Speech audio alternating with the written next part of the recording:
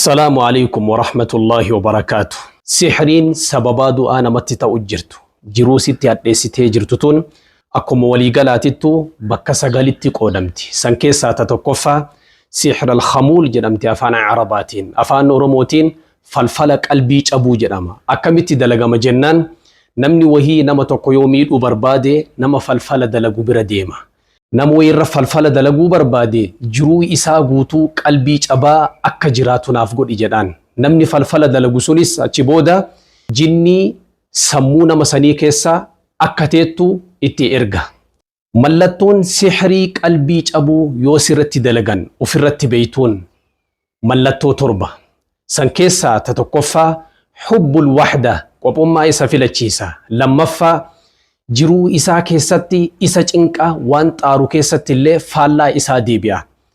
Sadaffaa assamtu daa'im calliinsatu isarra tura. Afraffaa karaahiyatul ijtimaacaat walgahii namaa isa jibbisiisa. Shanaffaa qoma kana isa qaba isa dhiphisa.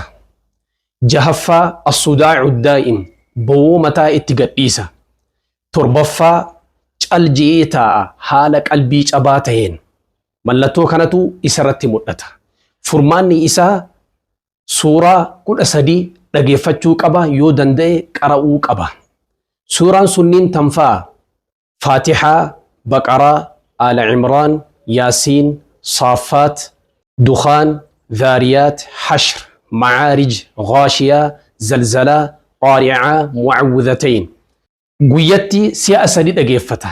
Ganama waterri baaka'u عصري بودا قلقل ويترفو أجيفتا إجا إسا دونون فتي يو سورة كنين أجيفتو قران إساكا كمالي لكبون تأي سحريسان قراتي إسانياتي ساني سورة كان بشان رتي قراتي في قراتي لقوك أبا يو متان كا كمالي إسا لكبوتاتي قويا سدي سدين كامان إكاتوك أبا بشان سوران كنين رتي قرامي أو إسونيس هنتاو بشان برالي رتي دبالون هنتاو bakka xahaaraatitti dhiqatuu qabas.